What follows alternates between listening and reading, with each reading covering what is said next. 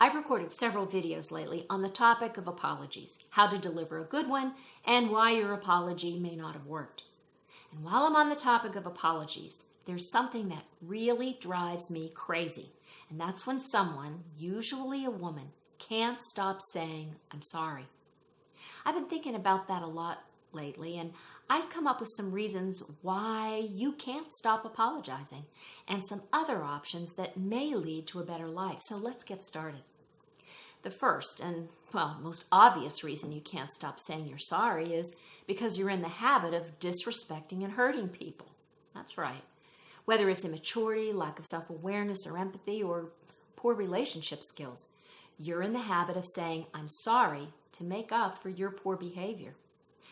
I get it that might be hard to admit, but if this is you, it's a far better long-term solution to hire a relationship coach, go for counseling, or start reading and taking classes on the fundamentals of positive relationships.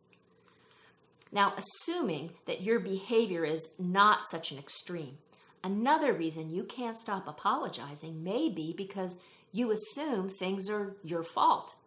When things go wrong at work or at home or with friends, you immediately focus on your behavior and blurt out, "I'm sorry." You know this is you if you frequently hear people respond, "You don't need to apologize. You didn't do anything wrong."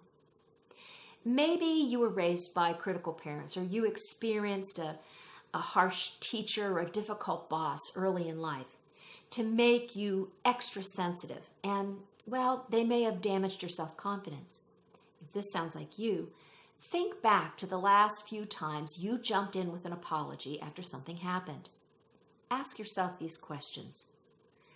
Why did I assume I was at fault? Was it true? What would have happened if I had kept quiet? You might also ask someone close to you to notice when you say, "I'm sorry."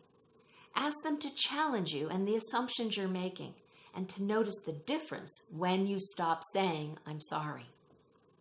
Another possible reason you can't stop saying you're sorry is because you're a people pleaser. It's more important for people to like, approve, or accept you than it is to stand behind an opinion or your decision. Especially the higher up you go in leadership, accepting the reality that you will never please everyone all the time is vitally important to your effectiveness. Your team members and your kids really don't want a people pleaser for their leader. If this sounds like you, then go back to some of the important decisions you've made. Think about them. How many times did you make a bad choice? How often did you fail? I bet your track record is far better than you realize. So stop saying "I'm sorry" before you make a recommendation or present a decision. Most likely, you're going to be right. One more reason you can't stop saying you're sorry is because you're afraid of conflict. You back down. You accept responsibility and step in to rescue someone else and say, "I'm sorry," so you can avoid or quickly put an end to a tense situation. Did you ever hear the saying, "You shouldn't light yourself on fire to keep someone else warm"? That paints a good picture of what you do when you get upset or nervous and apologize when you haven't done or said anything wrong. Yes, what you're going through might be upsetting. It could be a controversial issue. But were you wrong? Were you rude? Were you disrespectful? Conflict isn't a bad thing. Relationships can grow stronger when people respectfully and fully air their differences. When you step in to shut down conflict prematurely by apologizing, your anxiety may go down, but don't congratulate yourself for doing the right thing. It may have been a selfish thing. It's a sign of maturity and strength of character to apologize when you're wrong.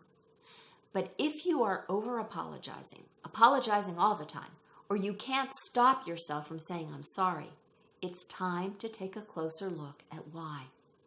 Remember, apologizing is a choice. It's a powerful relationship skill.